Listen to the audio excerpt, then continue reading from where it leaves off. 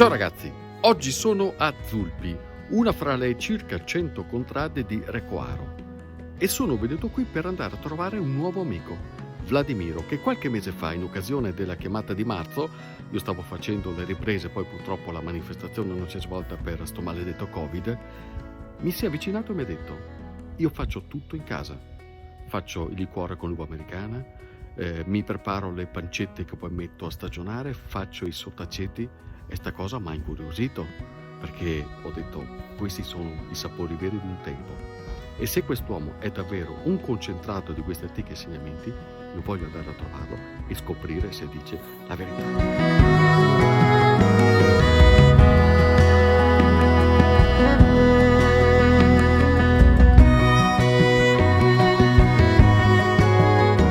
Cos'è questa contrada per te, Vladimiro? Questo è il punto di origine mio e dove che è nata mia mamma anche praticamente. Quindi c'è una parte del tuo cuore qua, Certo, ma che è anche il vigneto? sì, E lì cosa raccogli?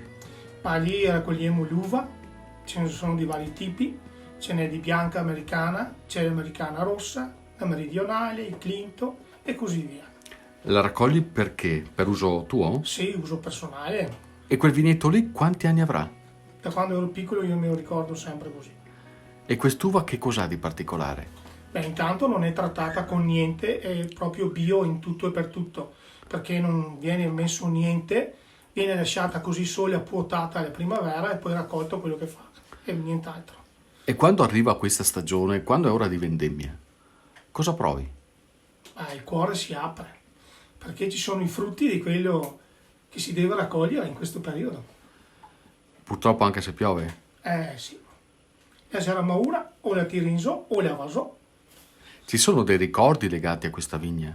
Sì, ricordi col papà, con la mamma che andavamo a prendere l'uva con le ceste e poi si pigiava con i piedi perché non c'era la gramola come c'è adesso, si dice, no? E con gli stivali o con i piedi nudi e poi si faceva il vino per tutto l'anno, insomma. Erano bei momenti, Vladimiro, Sì, quelli. belli, spensierati, senza problemi, pensieri, insomma.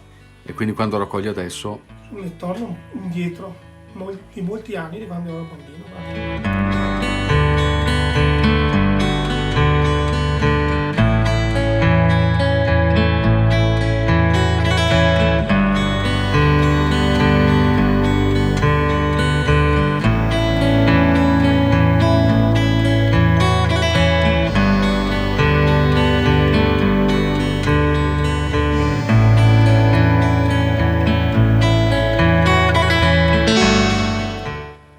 cosa ci fai poi con l'uva? Ci faccio un liquore che abbiamo sempre fatto qua a casa praticamente. Allora prendo l'americana rossa e la vado a prendere direttamente là nel campo con le ceste, la porto qua a casa, poi la pulisco grano per grano, diciamo, le mettiamo dentro un recipiente, zucchero e grappa, e poi si lascia maturare per 2 mesi, sopra dove c'è la stufa, dove c'è il calore praticamente. Chi è che ti ha insegnato a fare così? Ma un po' sono cose che mi sono tramandate dai genitori, un po' me la sono fatta io praticamente. Ma che sapore ha alla fine? È una cosa che bisogna provare, perché praticamente non è una cosa tanto descrivibile, perché il profumo di queste uve è particolare e intenso. Alla fine quel liquore lì di cosa sa? Sa della mia storia, delle mie origini e del mio territorio. Quanta pazienza che vuoi, Vladimiro. Tanta, ma quando c'è passione come che ce l'ho io non mi pesa. È una cosa che faccio con soddisfazione, senza fatica. Avviene anche per l'uva bianca? Certamente, stesso procedimento, come ti ho detto, si va a raccogliere, se la porta qua a casa, si selezionano i grani uno per uno, grappa e zucchero, poi si mette a riposare per 2 mesi. Questa è una cosa che avveniva spesso da queste parti? Non dappertutto, perché ce ne facevano vari usi, però diciamo per bere una grappa particolare quando faceva freddo era un modo per dargli un altro gusto praticamente. Quindi ci vuole lo zucchero, se ho ben capito, e poi la grappa. Esatto. E che grappa? Ci vuole una grappa bianca del posto, insomma. Cos'è che fa la differenza? Cioè, cos'è che rende unico il liquore? È più l'uva, la tua manualità, la grappa, che cosa? Tutto insieme, Stefano. L'uva ha un gusto particolare, un'esplosione di gusti. Se poi le vuoi provare a assaggiare, sa di fragola, sa di fruttato, è un gusto particolare, come ti ho detto, insomma è una cosa da provare per capire. Quanti la coltivano ancora? Quanti ce l'hanno nell'orto o così nello spiazzo Diciamo di casa? qua ce ne sono ancora diverse persone che ce le hanno e continuano sì ad averla, insomma.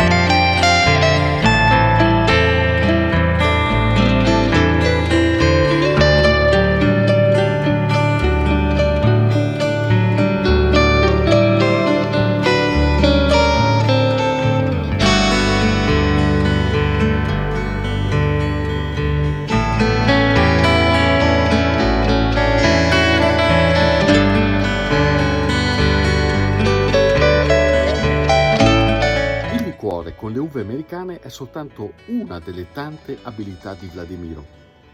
Scusate, è poco bello questo paesaggio d'autunno. Guardate un po' Recoaro che cos'è in questa stagione. Là in fondo c'è il Rotolon e questi sono i colori che si possono godere adesso. Bellissimo.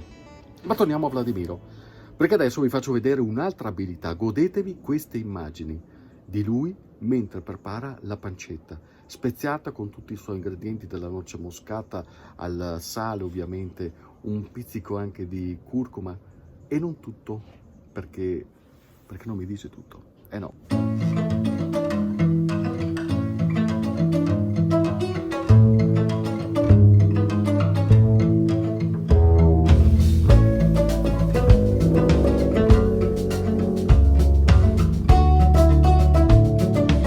Ma questo non è comunque il tuo lavoro. No, io faccio altro, lavoro in fabbrica. E cos'è che ti fa fare queste cose allora? Intanto, come ti ho detto, l'attaccamento al territorio e le cose che ci dà, ma poi le soddisfazioni di portare i prodotti che faccio a una festa o con gli amici o dove, e vedo che vanno fortissimo perché non si trova quella roba di facile in giro. Non è che magari un domani potrà anche diventare un lavoro questo? Mi piacerebbe, Stefano, mi piacerebbe molto, però ci sono tante cose da vedere, ma mi piacerebbe. Cosa sono i sapori di casa per te, Vladimiro? Sono cose indescrivibili perché sono di casa, come hai detto bene, sono cose che nascono qui e non hanno uguali in nessun'altra parte. E questi che cosa sono? Questa è la memoria della mia mamma, le ricette invece della mia mamma che me l'ha insegnato e che mi devo portare avanti nel tempo, modificando qualcosa, ma insomma restando sempre nei canoni che mi aveva insegnato. Quindi le meraviglie di Venezia con le acciughe e con le cipolline e messe via sott'olio. Quanto le buone? Tanto, il medise in giro. Queste? Questi qua le eseglie sarese sotto graspa, Stefano. Che arrivano da dove? Da Vouganeo, Ah, da un mio caro amico che me le ha portate a maggio. come fai a conservarle? Allora qua bisogna tagliare via diciamo, la ciliegia dal gambo con la forbice e dopo si mette sotto grappa con lo zucchero e si fa più o meno il procedimento dell'uva che avevo fatto in precedenza. Se le viene messe là su un posto a riposare per un paio di mesi praticamente. Cosa si prova quando si apre il barattolo e si assaggia quello che si è preparato mesi prima? Ma le soddisfazioni grandi, Stefano, perché in giro purtroppo non si riesce a trovare più tutte queste robe qua, quindi siete voi bisogna te farsi al suo, non ci sono altre strade. Bisogna essere buoni da farli però. Certo, bisogna essere buoni e bisogna mettere tanta e tanta passione. Però te mi hai detto tutto, Vladi. No. C'è qua abbiamo anche la torta della nonna Maria Rosa, mia suocera, con le noci del posto, fatte qua in contrada Zulpi. E lì la tega prepara anche le frittole con la maresina. Mamma con la maresina. Mamma mia, guarda, dopo dimmi che te volevo male, eh? No, ma mi dopo però. Vuoi tastare la fettina dell'acqua, era? Va bene. Vuoi tastare del silese. Ti fai tastare anche questo, era? Sì, ma basta però, vedete, mi fai un come un matto se no, eh? No, è il minimo indispensabile per la sopravvivenza. Ah, va bene, sarà fatto allora, Stefano. Grazie Vladimiro, complimenti. È sempre più raro e forse anche difficile trovare chi sa fare tante cose buone e belle in casa, come Vladimiro. Sarà contento tua moglie? Speriamo proprio che sia. Ciao ragazzi, alla prossima cantierata. Adesso però metti in moto il movimento circolatorio. È quello che arrivo.